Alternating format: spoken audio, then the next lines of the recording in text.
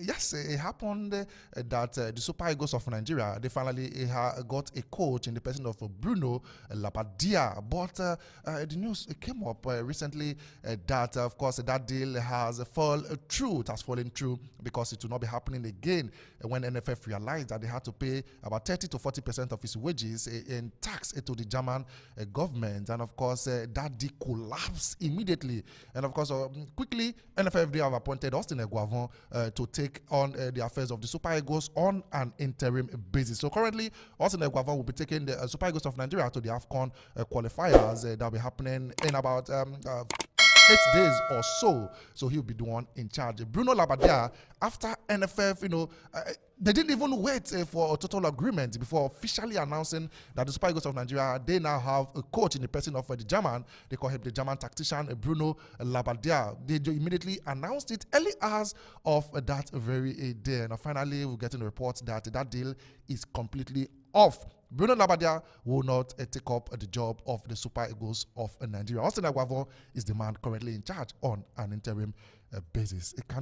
This is looking like a slap on the face of Nigerians and Nigerian football. Generally, no complete agreement, but you went ahead to immediately announce the appointment of Bruno Labbadia. We slap. Nigerians, we are shameless. We don't have shame. Other African countries knows that we are a mess. So it's not a slap. We are shameless. Can you shame the shameless? No, you can't. They are incompetent because first of all, let me start with after Finish just left the post because the NFL, we felt the NFL wanted to get a technical director. Where is the technical director? That was what they said at that time. That made the coach leave. Secondly, you see England. We compare ourselves with England. Let's just leave England matter. We are miles apart. England, they want a coach like Guardiola or Klopp. A big name coach that will take their football to the next level because they have coaches that can take them to even semi-finals of the World Cup finals, but they want a coach that will take them. So what they did, they can't afford this coach currently. They went for what? An interim coach to take charge of the present Nations League before the World Cup qualifier start, probably in 2025. So we now want to get a coach. What is stopping us from getting an interim coach in the first place? Let this coach be there first, then work on a coach. Work on how to get a coach, sort out everything, but put an interim coach that can take us through this Nations Cup qualifiers because the World Cup qualifiers is next year, next year. So get an interim coach that will be settled in place. So what's the point of waiting for months? After waiting for months, after a lot of rumors, then we'll get a coach and we'll make an agreement at the wee hours of the day. Like a criminal. And at the end of the day, a thief obviously committed. Exactly. You made an announcement when you not had a total agreement with a coach. What do you have to say about that? It's not a shame. A few days after the appointment, we are shameless. It's not. Other African countries knows. South Africa are laughing at us because they know. Yeah. Even before we got a coach, they wanted to, before we played them, they wanted to know which coach are we getting because they were. It was a shameful thing. They was mocking us at Soccer Africa. They were mocking Nigeria that Nigeria can't get a coach. Which coach are we getting? Because they know we are not serious, and it shows that these guys don't care. It's the reflection of what is happening in this country. I'm sorry to say, it's the reflection of what is happening in our government. Everything happening. Our sportmen going to the Olympics. What their performance currently is the reflection of what is happening in the country. When these are not working from the top, it goes down to the bottom. So whatever they want to do, let them do. I wish them what they wish themselves or what will happen for themselves. Right. That's what I wish. Sunday Bobo, Eguavoen has taken up the affairs of the Super Eagles of Nigeria on an interim basis. What should we be expecting from him? What are we expecting? What should we be expecting?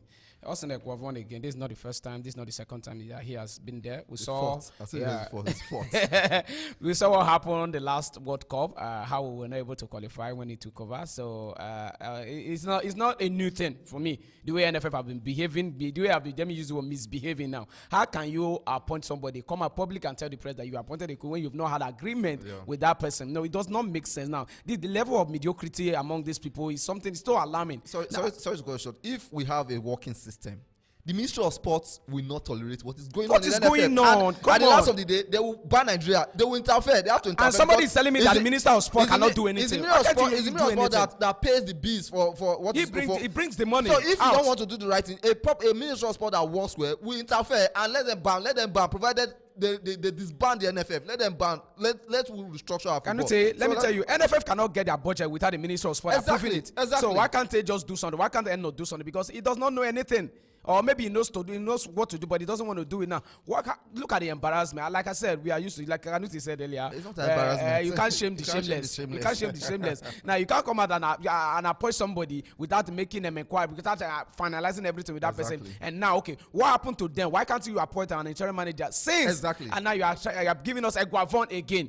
Come on now, come on. What is going on? What is going on? And you expect this team to do well? This is the 5th time I've seen Eguavoen is coaching the Super Eagles of Nigeria. He's been there 2005, he's been there 2007, 2010, 2022, and now 2020. So what are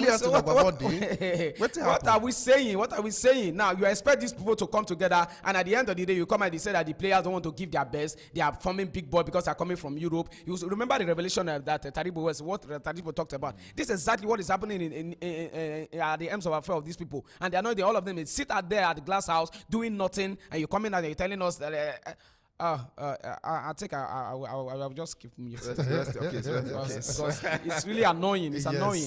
That is the report we are getting from the NFF that Bruno Labbadia, of course, he will not be the head coach of the Super Eagles because NFF, they have refused. They say they cannot pay such a humongous amount in tax to the German government. Of course, that has taken the deal off the window. Austin Eguavoen has been appointed immediately on an interim basis to take over the affairs of the Super Eagles of Nigeria. What should we be expecting from Austin Eguavoen? The 5th time he has been there. Is he the only one? The ban on Samson Siasia is currently over. Why not do the dinifo to Samson Siasia? We have other coaches, but Austin Eguavoen is the man they have taken. Should we be having high hopes on the Super Eagles of Nigeria, or we should just take it as anything goes? NFF, they've made the appointment. Austin Eguavoen